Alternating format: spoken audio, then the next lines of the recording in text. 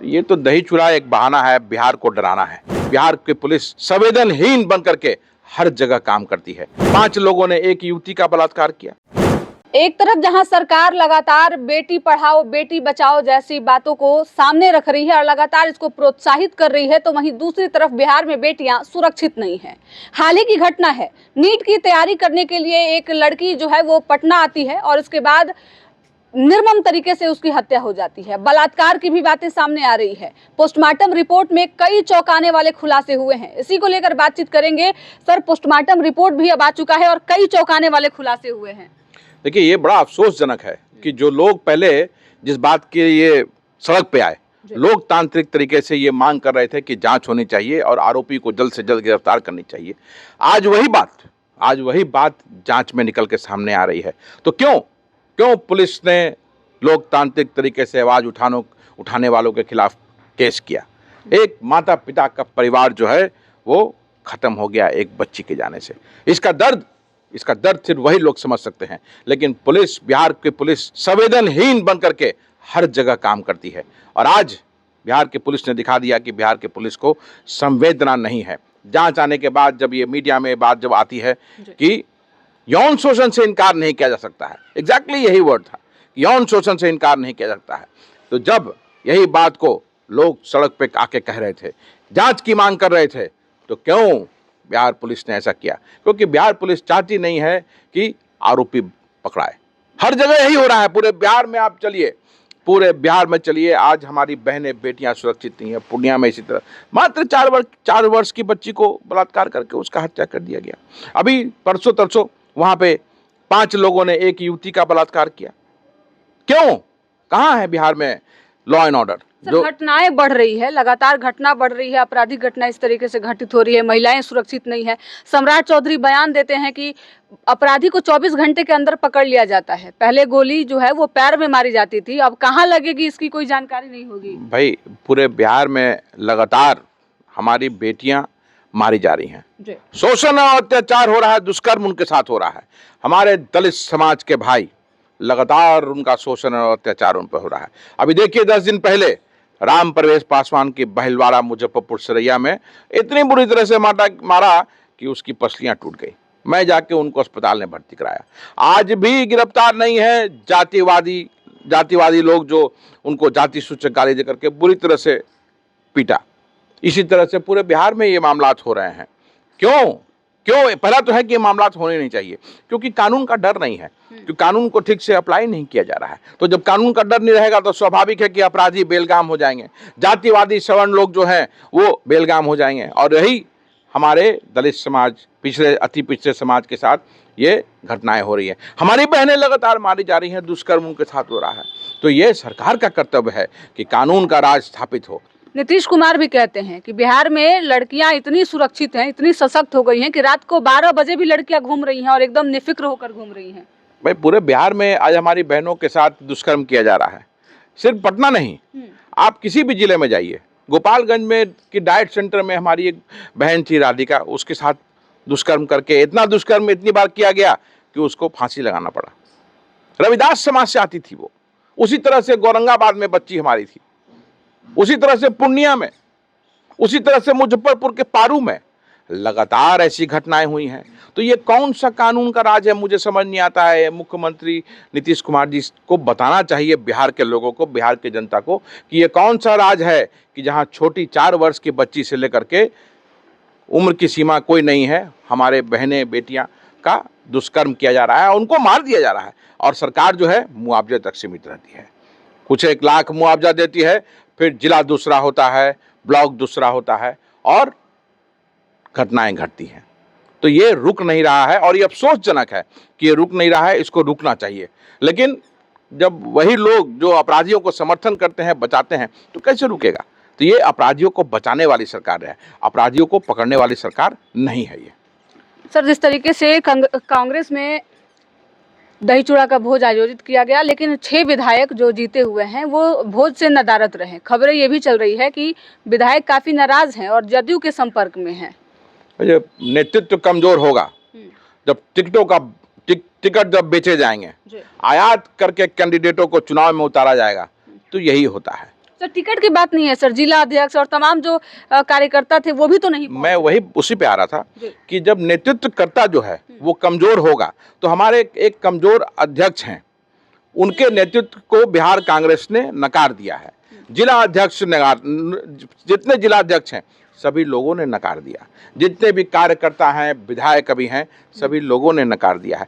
एकजुट नहीं रख पा रहे हैं लोग, तो स्वाभाविक है कि पार्टी में टूट होगी, संगठन में टूट होगी, लोग नहीं आएंगे, लोग उनका नहीं मानेंगे। इसीलिए देखिए आप जितने भी मीटिंग हुए अभी आधे से ज़्यादा जिलाध्यक्ष नदारद, कोई विधायक नहीं आता है क्योंकि नेतृत्वकर्ता ही उसको मंजूर नहीं है। मधुबनी में देखिए कार्यक्रम हुआ, राजेश राम मुर्दाबाद, शकील खान मुर्दाबाद, छुपना पड़ा इन लोग को रूम में। अध्यक्ष और पूर्व नेता विधायक दल दोनों को रूम में बंद होना पड़ा बचने के लिए, नहीं तो इनकी भी पिटाई होती क्योंकि वहां मारपीट डंडा चल रहा था। तो ये स्थिति है, कमजोर नेतृत्वकर्ता को बिहार कांग्रेस के कार्यकर्ता जितने भी संगठन में लोग हैं उन्होंने नकार दिया है। तो क्या लगता है शीर्ष नेतृत्व जो है इसको लेकर जल्द ही फैसला लेगा, क्योंकि यही स्थिति रही तो पार्टी जल्द ही टूटकर बिखर जाएगी। तो ये तो अध्यक्ष जब तक है तब तक है, बहुत जल्दी बिहार को एक मजबूत नेतृत्व मिलेगा और बिहार को एक मजबूत नेतृत्व की जरूरत भी है क्योंकि बिहार की स्थिति जो आज है वो एक विकल्प, पूरा बिहार एक विकल्प की ओर देख रहा है। आज जिस तरह से पॉलिटिकल घूस दे करके जो इतना भारी एंटी इनकम्बेंसी बिहार में था, लेकिन पॉलिटिकल घूस और राष्ट्रीय जनता दल का जो उग्र समर्थक लोग जो थे उनको देख करके जिस तरह से इन लोगों ने सरकार बना लिया, डरा करके सरकार जो बना लिया, तो बिहार के लोग जो हैं एक विकल्प की ओर देख रहे थे। तो मैं यही कहना चाहूँगा आपके माध्यम से जो हमारे युवा साथी हैं और जो लोग भी सुन रहे हैं कि आप 1990 के पहले का बिहार की तरफ जाइए और देखिए कि किस तरह से बिहार को डेवलप 1990 के पहले कांग्रेस ने किया। विपरीत परिस्थितियों में जब उतना मॉडर्न टेक्नोलॉजी नहीं था तब पर भी यहाँ बिहार को इंडस्ट्रियलाइजेशन किया गया और उस वक्त पलायन नहीं होता था। शिक्षा का स्तर कितना बड़ा था, यही पटना यूनिवर्सिटी वर्ल्ड फेमस था, यही साइंस कॉलेज वर्ल्ड फेमस था, तो शिक्षा नालंदा यूनिवर्सिटी वर्ल्ड फेमस हुआ करता था। तो सारे जितने भी चीज़ थे हम बहुत अच्छे से आगे बढ़ रहे थे, लेकिन उसके बाद की जो सरकारें आई उसके बाद बिहार का स्तर नीचे चला गया। आज देखिए आज किस तरह से लगातार पलायन हो रहा है, चाहे वो शिक्षा के लिए हो, चाहे वो रोजगार के लिए हो, लगातार बिहार से तो पलायन हो ही रहा ना। तो वो कांग्रेस नहीं वो करके दिखाया और फिर वो कांग्रेस ही कर सकती है, लेकिन उसके लिए एक मजबूत नेतृत्व बिहार को चाहिए। तो देखिए मुझे उम्मीद है कि आने वाले बहुत जल्दी ही बिहार कांग्रेस को एक मजबूत नेतृत्व मिलने जा रहा है। सर, तेज प्रताप यादव का दही चूड़ा भोज काफी चर्चा में रहा, खूब सुर्खियां बटोरे तेज प्रताप, और उसके बाद एक फोटो भी काफी वायरल हो रहा है जिसमें परिवार के साथ साधु यादव दिख रहे हैं। ये तो दही चूड़ा एक बहाना है, बिहार को डराना है। साधु यादव आतंक के पर्याय के रूप में एक समय में देखे जाते थे और जंगल राज की बात जो विपक्ष करता आया था उस वक्त, और आज जो सरकार में लोग जो है आज भी जो जंगल राज की बात करते हैं, किसके लिए बात करते हैं, क्यों बात करते हैं, उसका बहुत बड़ा कारण यही तेज प्रताप यादव जी के मामा जी थे। तो बताना चाहिए तेज प्रताप जी को कि वो आपका मामा भांजा का रिलेशन है, वो घर में है, वो हमेशा रहेगा, लेकिन जब वो फोटो पब्लिक हो जाता है तो उसकी बात अलग हो जाती है। वो राजनीतिक अगर रूप से आपने उसको दिखाया है तो आपको बिहार की जनता के सामने ये क्लैरिफिकेशन, ये सफाई देनी चाहिए कि आप साधु यादव जो आतंक का पर्याय माने जाते थे बिहार में, उनकी फोटो को आपने अपने साथ क्यों शेयर किया।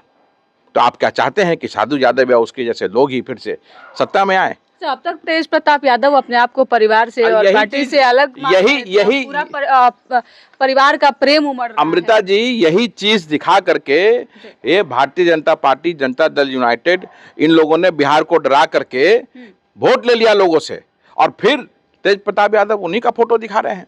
तो इनको स्पष्ट करना पड़ेगा कि आपने क्या समझ करके ये फोटो को दिखाया, ये बताना पड़ेगा ना बिहार को। आप बिहार में अपना दल बनाए हैं, आप लालू यादव जी के बड़े पुत्र हैं, एक जिम्मेवार पद पे रहे हुए हैं, मंत्री थे बिहार में आप, और आपने आज अपनी पार्टी बना ली है। तो अगर आपने साधु यादव जैसे व्यक्ति का फोटो दिखाया है, फोटो शेयर किया है, तो आपको बिहार को बताना पड़ेगा कि क्या आप इस आतंक के पर्याय के साथ फिर आगे बढ़ने वाले हैं। चलिए, हमारे साथ बात करने के लिए आदित्य पासवान थे जिनसे बातचीत कर रहे थे। जिस तरीके से बिहार में आपराधिक घटनाएं घट रही है और खासकर महिलाएं यहाँ सुरक्षित नहीं है, लड़कियां पढ़ने के लिए घरों से बाहर निकलती हैं कई सपनों को लेकर, बाहर जाके पढ़ेंगे और अपने सपनों को पूरा करेंगे, लेकिन इस बीच जो है उनके सपनों को इस तरीके से कुचल दिया जाता है कुछ दरिंदों के द्वारा, जिसको सुनकर देखकर आपके रोंगटे खड़े हो जाएंगे। ऐसी ही घटना नीट वाली भी है। नीट की तैयारी करने के लिए लड़की एक पटना आती है, हॉस्टल में रह के पढ़ाई करती है और इस दौरान निर्मम तरीके से उसकी हत्या हो जाती है। जब पोस्टमार्टम रिपोर्ट आता है तो उसमें पता चलता है कि लड़की के साथ बलात्कार भी हुए हैं। कई ऐसे निशान देखने को मिले हैं जो उसके शरीर पे हैं, जो ये बता रहे हैं कि लड़की के साथ जबरदस्ती किया गया, रेप किया गया।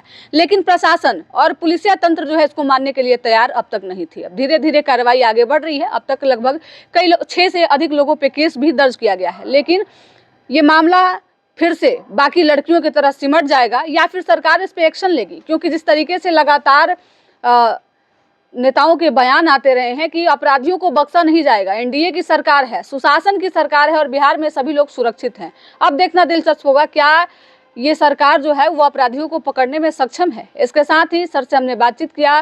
कांग्रेस में जिस तरीके से टूट की खबरें चल रही है, सर का साफ तौर पे कहना है कि कांग्रेस का नेतृत्व बिहार में इतना कमजोर है जो अपने नेताओं को संभाल नहीं पा रहा है। तेज प्रताप यादव ने एक फोटो शेयर किया, इस पे भी सर की प्रतिक्रिया हमने ली। सर ने कहा कि साधु यादव जो हैं वो आतंक के प्रतीक हैं, जंगल राज के प्रतीक माने जाते हैं और ऐसे में तेज प्रताप यादव अगर उनके फोटो को शेयर करते हैं तो अब तेज प्रताप यादव को ये बताना पड़ेगा कि आखिरकार ऐसी तस्वीरें साझा करके तेज प्रताप यादव क्या बताना चाहते हैं। फिलहाल इस खबर में इतना ही। वीडियो अच्छी लगे तो शेयर कीजिएगा, साथ ही हमारे यूट्यूब चैनल संचित को सब्सक्राइब करके फेसबुक पेज को भी फॉलो कर लीजिएगा। धन्यवाद।